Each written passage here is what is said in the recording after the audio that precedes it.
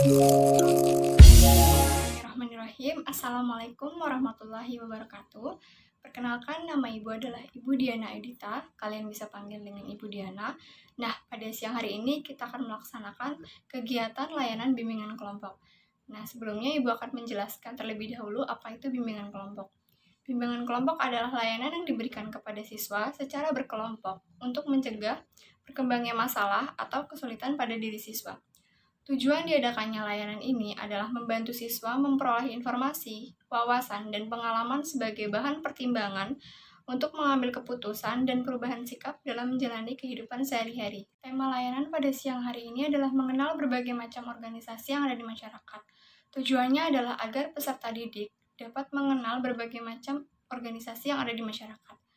Pembahasan kali ini mengenai pengertian organisasi, macam-macam organisasi, dan manfaat mengikuti organisasi. Pertama, ada pengertian organisasi menurut para ahli.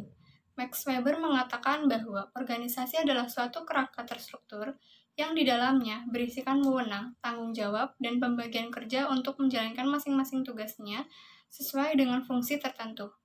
Purwa Darminta mengatakan bahwa organisasi merupakan susunan dan aturan dari berbagai bagian sehingga menjadi satu kesatuan yang teratur dan tertata. Dapat disimpulkan bahwa organisasi adalah suatu kelompok atau suatu wadah dalam mencapai tujuan bersama. Nah, organisasi kemasyarakatan biasanya disingkat dengan ormas, adalah organisasi yang didirikan atau dibentuk oleh masyarakat secara sukarela berdasarkan aspirasi, kehendak, kebutuhan, kepentingan, kegiatan, dan tujuan untuk berpartisipasi dalam membangun demi tercapainya tujuan Negara Kesatuan Republik Indonesia. Macam-macam organisasi di masyarakat. Yang pertama adalah rukun tetangga atau RT. RT merupakan organisasi masyarakat yang mengatur kehidupan masyarakatnya. Berbagai kegiatan seringkali dilakukan oleh masyarakat dalam lingkup satu RT. Kegiatan dalam lingkungan RT selalu melibatkan warga sekitar sebagai partisipan untuk ikut serta dalam upaya memajukan dan menciptakan lingkungan yang sejahtera. Yang kedua adalah Lembaga Swadaya Masyarakat atau LSM. LSM ini didirikan oleh masyarakat dari berbagai unsur dan lapisan tertentu. Fungsinya adalah untuk membantu mengatasi permasalahan sosial melalui masyarakat itu sendiri. Keanggotaannya tidak bersifat memaksa, artinya sukarela. LSM bukan merupakan bagian dari organisasi pemerintah. Karena sifatnya sosial, organisasi ini tidak hanya bertujuan untuk membantu dan mensejahterakan anggotanya saja, tetapi juga untuk membantu masyarakat umum. Ketiga, ada pemberdayaan kesejahteraan keluarga atau PKK. Nah, organisasi ini dibentuk dengan tujuan untuk mencapai kesejahteraan keluarga Indonesia. Kegiatan ini diharapkan mampu mensejahterakan keluarga-keluarga Indonesia. Keluarga merupakan unit terkecil dalam kelompok masyarakat. Keluarga yang sejahtera menandakan kehidupan masyarakat yang makmur. Yang keempat ada Karang Taruna. Karang Taruna merupakan organisasi masyarakat yang anggotanya terdiri dari para remaja. Organisasi ini menjadi suatu wadah pengembangan bagi para remaja untuk memiliki rasa tanggung jawab dan rasa sosial yang tinggi. Karang Taruna menjadi salah satu bentuk upaya untuk mengembangkan serta proses pemberdayaan kegiatan ekonomi produktif maupun dalam memaksimalkan potensi-potensi yang ada, baik potensi sumber daya alam maupun sumber daya manusia. Yang kelima ada Majelis Taklim atau pengajian. Jenis organisasi ini bergerak di bidang agama. Secara umum, tujuannya dibentuk Majelis Taklim adalah untuk meningkatkan kualitas iman bagi para anggota-anggotanya. Kegiatan yang biasanya dilakukan oleh Majelis Taklim adalah kegiatan pengajian, kegiatan sosial, dan banyak kegiatan lainnya yang berhubungan dengan agama. Organisasi ini termasuk dalam organisasi non-formal yang banyak diikuti oleh berbagai usia. Pengelompokan usia biasanya menjadi pembeda dalam pembentukan Majelis Taklim.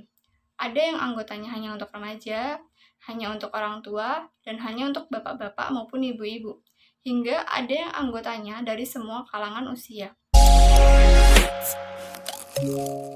Materi selanjutnya adalah manfaat mengikuti organisasi. Yang pertama adalah melatih kepemimpinan. Ada ungkapan yang menyatakan bahwa setiap orang dari kamu adalah pemimpin dan kamu bertanggung jawab terhadap kepemimpinan. Maksudnya adalah setiap orang pasti akan menjadi seorang pemimpin, baik itu bagi dirinya sendiri maupun bagi orang lain.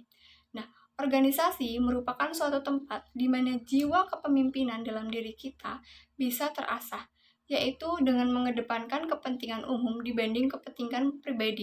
Nah, yang kedua, mencapai tujuan yang diharapkan.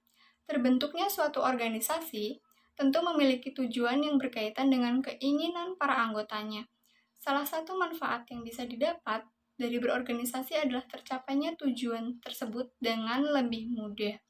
Nah, kenapa demikian? Karena dalam sebuah organisasi terdapat struktur pembagian kerja serta struktur tata hubungan kerja bagi setiap anggotanya. Sehingga meskipun masing-masing anggota memiliki peran sendiri-sendiri, akan tetapi satu dengan yang lain saling berkaitan. Sehingga proses penyelesaian untuk mencapai tujuan tersebut bisa lebih cepat dan lebih mudah. Ketiga, timbulnya semangat kerjasama. Mau tidak mau, setiap anggota organisasi dituntut untuk ikut serta dalam setiap hal yang berkaitan dengan organisasi tersebut. Dan dalam setiap hal yang berkaitan dengan orang banyak, tentu tidak dibebankan hanya pada satu orang saja, tetapi dibutuhkan kerjasama dari anggota lain.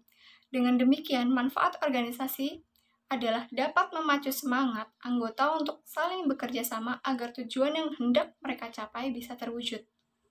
Nah, anak-anak, itu tadi materi mengenal berbagai macam organisasi yang ada di masyarakat. Sekian, terima kasih. Wassalamualaikum warahmatullahi wabarakatuh.